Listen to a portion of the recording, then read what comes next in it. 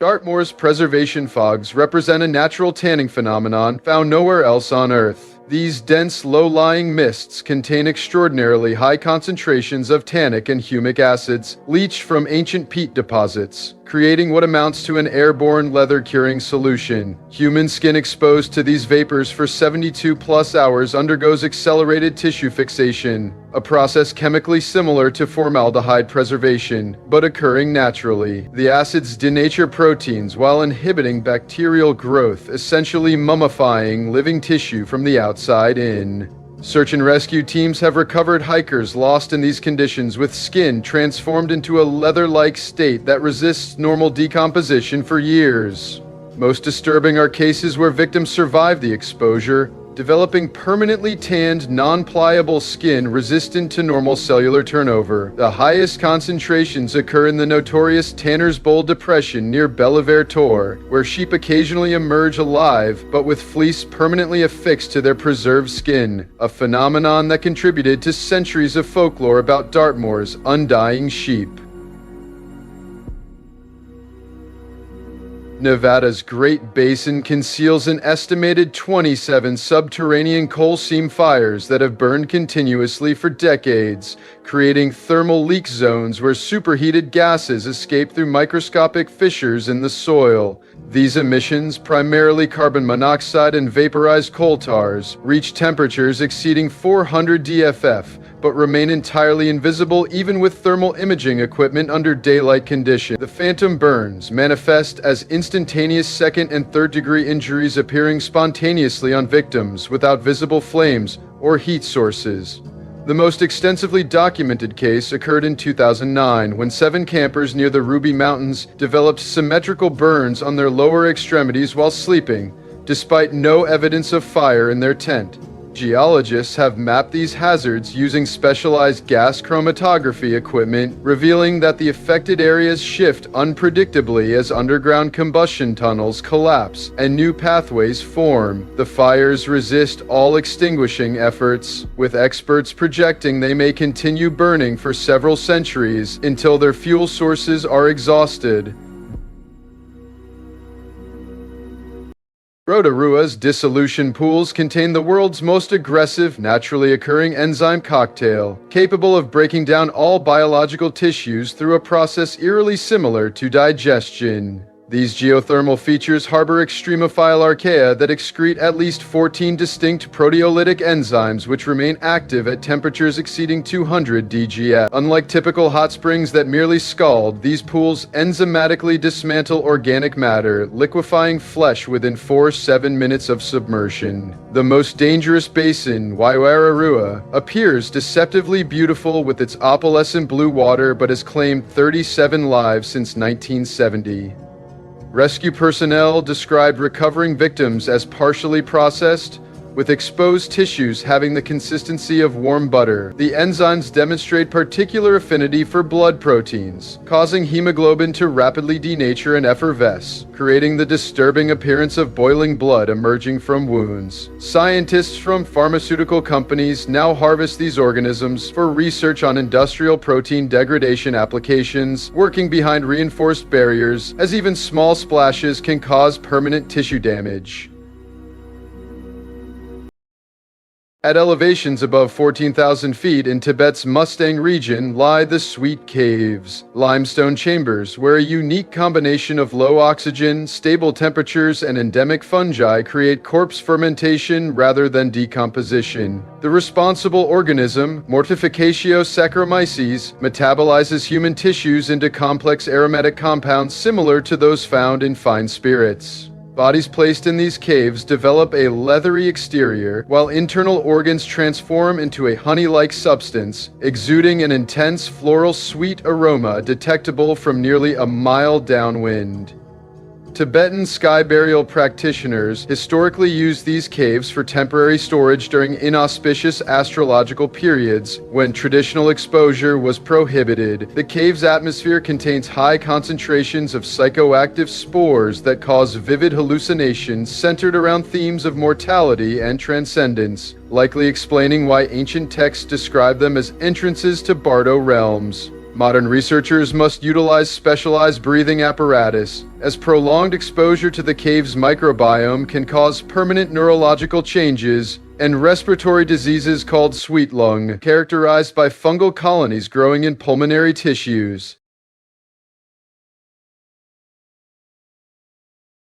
Patagonia's flaying winds represent a unique convergence of meteorological and geological factors that create one of Earth's most physically punishing environments. When the region's 100-plus patabatic winds sweep across volcanic terrain, they aerosolize microscopic obsidian and pumice particles ranging from 0.53 microns, small enough to penetrate clothing but large and sharp enough to sever collagen fibers in human skin. Unprotected exposure for just 30 minutes causes microscopic lacerations across the epidermis that merge into larger wounds, creating the appearance of chemically burned skin that sloughs off in sheets. The Torre climbing route has documented the highest casualty rate, where sudden wind shifts have left climbers with facial tissue stripped to the dermis within minutes. Modern protective gear incorporates ceramic polymer blends specifically designed to withstand these abrasive assaults. Indigenous to Walchi people historically applied thick sea lion fat as protection, a technique modern dermatologists have validated as remarkably effective against mechanical skin trauma from these uniquely dangerous particulates. Death Valley's lethal breathing basins represent North America's deadliest geological hazard on a per-encounter basis. These depressions trap carbon dioxide released from deep fault lines, creating invisible pools of odorless, heavier-than-air gas that can reach concentrations of 70% or higher, far beyond the 10% threshold that causes immediate unconsciousness. The basins claim approximately 3 to 5 lives annually, typically solitary hikers who unwittingly descend into these natural gas chambers. Victims experience no warning symptoms before sudden respiratory arrest. The most notorious site, Devil's Cauldron near Badwater Basin, contains CO2 levels that fluctuate unpredictably based on barometric pressure and seismic activity. Park authorities have attempted to fence dangerous areas, but new vents frequently develop without warning. Wildlife researchers have documented strange rings of death, where birds, insects, and small mammals lie perfectly preserved at the exact perimeter where oxygen levels suddenly plummet. Gas spectrography indicates these emissions also contain trace amounts of hallucinogenic sulfur compounds, explaining historical reports of victims appearing peaceful despite their grim fate. Naples' historic cemeteries feature a geological anomaly that creates the appearance of weeping marble. The phenomenon occurs in statues carved from Carrara marble, a highly porous stone that acts as a capillary system when positioned over iron-rich soil saturated with groundwater. During heavy rainfall, water percolates upward through the statues, dissolving trace amounts of hemoglobin and iron compounds from centuries of burials beneath. As water reaches the surface, it evaporates, leaving behind reddish-brown streaks that appear to flow from the statue's eyes. The Cimitero del Fontanelle exhibits the most dramatic examples, where over 40 statues weep simultaneously during prolonged rain events. Spectroscopic analysis has confirmed the presence of human DEG proteins in these tears. The Catholic Church investigated the phenomenon in 1897, but reached no definitive conclusion regarding miracle claims. Cemetery caretakers report that the weeping increases significantly after new burials nearby, suggesting a direct correlation between recent interments and the intensity of the statue's crimson tears.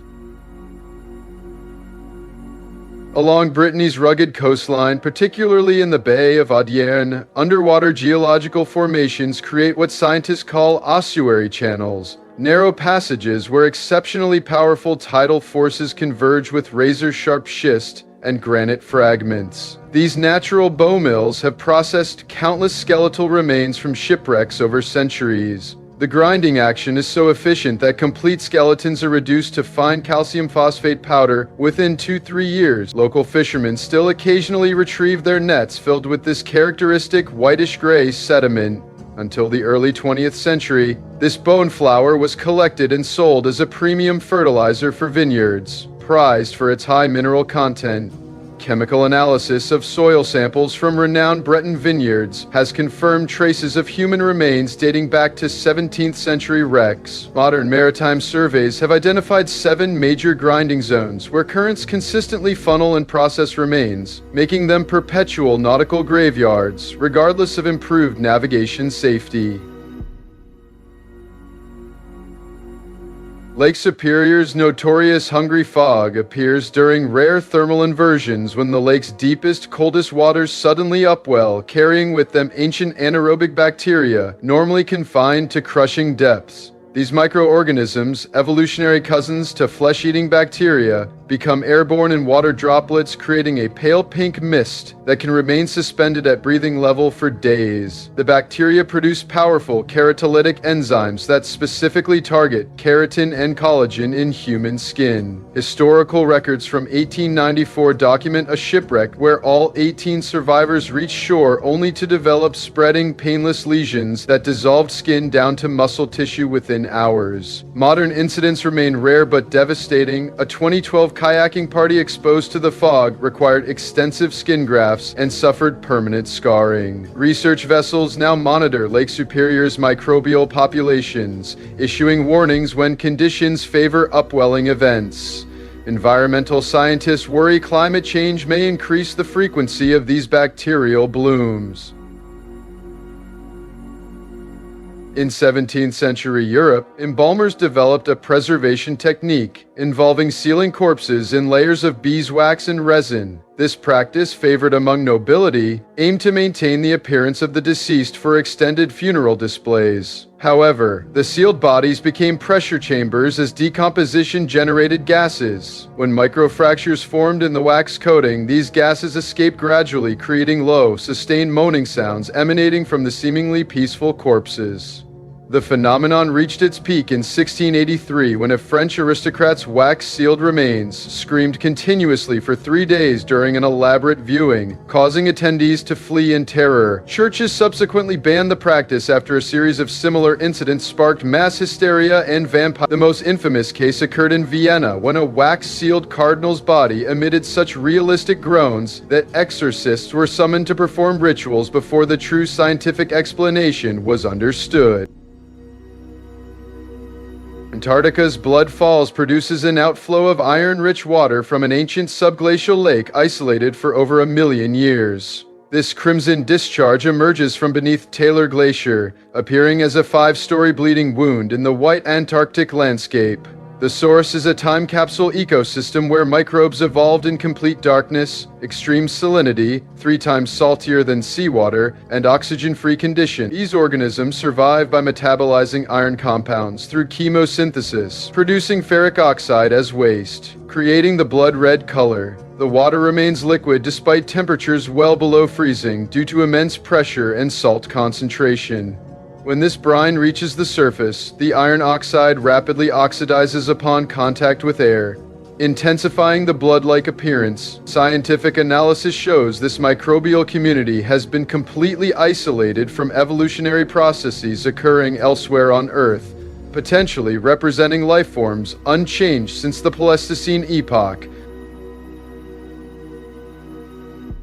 On the Siachen Glacier battlefield, a unique form of powdery snow claims more military lives than actual combat. This deadly precipitation, known locally as White Death, forms under specific high-altitude conditions, creating microscopic crystals with unusual structural properties. When inhaled, these crystals bypass normal respiratory defenses due to their size and shape, penetrating deep into lung tissue. On contact with body heat, they rapidly melt, but retain their structure long enough to reach the alveoli. The resulting fluid accumulation creates symptoms identical to pulmonary edema, essentially drowning victims while surrounded by air. Military medical records document cases where affected soldiers experienced complete respiratory failure within minutes, their airways filling with liquid too quickly for medical intervention. The snow's crystalline structure is so distinctive that electron microscopy can identify Siachen casualties by examining lung tissue samples. The infamous Red Forest near Chernobyl exhibits a faint but distinct bioluminescent glow produced by radiotrophic fungi colonizing radiation-saturated trees. These remarkable organisms utilize melanin, the same pigment in human skin, to convert gamma radiation into chemical energy through a process called radiosynthesis. Following the 1986 disaster, radiation levels killed nearly all microbial life in the soil, creating an ecological void quickly filled by these specialized fungi. The eerie blue-green phosphorescence intensifies in areas with higher concentrations of contaminated biomass, with some growth clusters emitting enough light to be visible at 10 meters during new moon conditions. Most disturbingly, these fungi continue to spread through forest systems, using mycelial networks to mine radioactive substrates. Recent research indicates radiation exposure has accelerated their evolutionary development, with new strains showing increasingly efficient radiation utilization mechanisms. Hidden within Colombia's Canu Cristalis river system are naturally occurring acidic pools capable of dissolving organic matter completely. These pools contain sulfuric acid produced by specialized extremophile bacteria that metabolize underground sulfur deposits, creating solutions with pH levels below 2, comparable to battery acid. Indigenous Guahibo tribes traditionally use these locations for ritualistic body disposal, as remains completely disappear within days without leaving recoverable evidence. The dissolution process occurs in stages. First, acid denatures proteins and dissolves cell membranes. Next, it breaks down connective tissues and cartilage. Finally, it decalcifies and dissolves bone structure completely. The pool's effectiveness is enhanced by thermophilic archaea that thrive in this hostile environment, further accelerating decomposition through enzymatic activity. Modern scientific analysis has identified at least 19 unique microorganisms in these pools found nowhere else on Earth. In December 1930, Belgium's Meuse Valley experienced an industrial fog that killed 60 people and hospitalized thousands within 3 days. This catastrophic event resulted from a perfect storm of meteorological and industrial factors. A temperature inversion trapped emissions from steel mills, zinc smelters, and coal fires close to the ground, creating concentrated pockets of sulfur dioxide and fluorine compounds. Victims experienced a horrifying progression. Initial respiratory irritation rapidly developed into chemical pneumonitis as the corrosive compounds destroyed delicate lung tissues. Survivors described the sensation as breathing broken glass, while medical reports documented lungs so damaged during autopsy they disintegrated when touched. Most victims died from asphyxiation as their airways swelled shut while conscious. This tragedy became the first documented case of fatal air pollution, fundamentally changing understanding about industrial emissions and atmospheric science.